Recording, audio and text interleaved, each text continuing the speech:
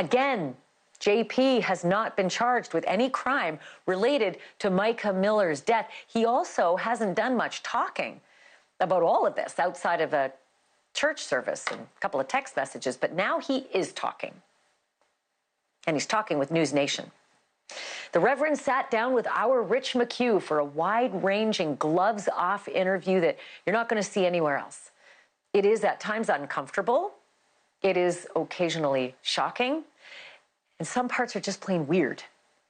I want to get straight to part one.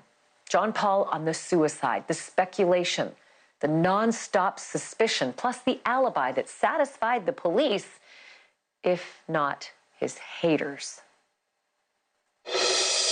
You and I have been talking since this happened, basically, communicating over text. Why now? Why the decision to speak now after all this time has passed? Where's your head at?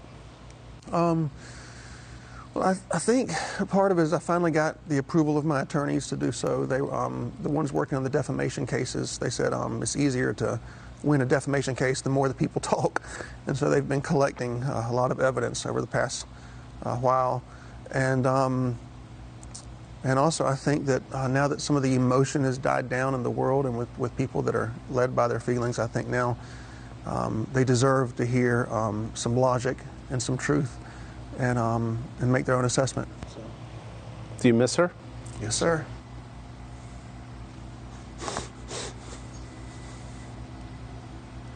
Yes, sir.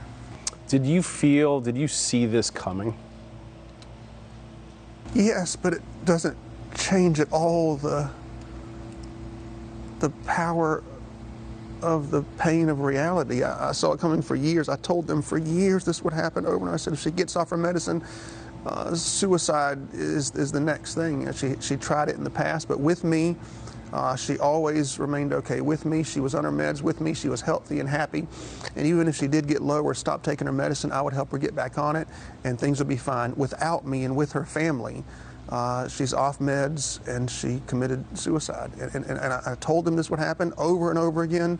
I tried my best to stop her from getting a gun. I went to judges. I have copies of all the police. I talked to her counselor, the pastor she was going to, her family, her friends. I told them all, don't let her get a gun. Do whatever it takes, prevent her from getting a gun.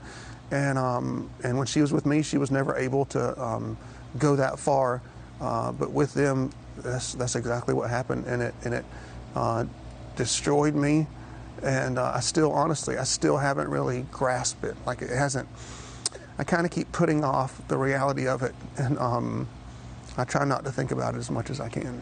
What was going on in your marriage the week Mica died?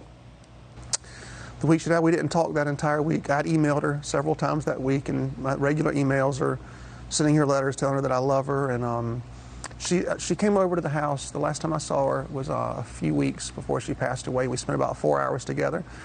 And we hugged and kissed, and she was in and out of psychotic conversations. She would say, one thing about double agents that are following her. That was one of the phrases she would use when she was off her meds, double agents. And the other phrase she would say, she wants to come home so bad, but her family won't let her. She told me she wanted to live in Africa and asked me if I'd live with her.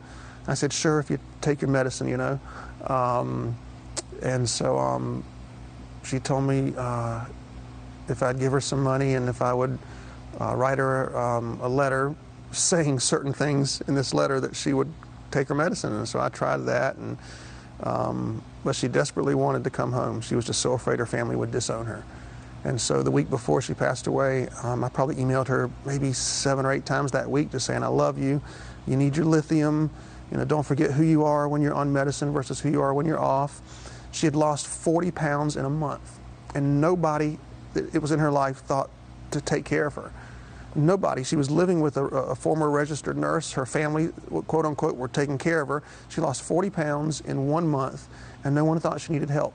She was talking about living in Africa. No one thought she needed help. She's making videos on Facebook, and if you see the videos, you know it's not her because she has a different cadence, a different tone, a different amount of words per minute when she's healthy and on medicine than when she's off. And the way she was even looking into space when she's taking those videos, you knew she was delusional. And if somebody loved her enough to take her to a professional and say, okay, this woman says she's being abused, or this woman says, you know, this, or she's lost 40 pounds in a month. If someone thought, I need to take her to a professional, that professional would have known that she needed medicine. And the reason I know that's true is because I took her a few weeks before she passed away. I took her to probate court. And in 3 minutes time, she went in, she walked back out. When I went in, they said, your wife is mentally ill and she needs medicine desperately. And I said, okay, let's do it. Let's get her the medicine. Let's get her help. And they said she's not a danger to anybody in society, so we can't force her to do it.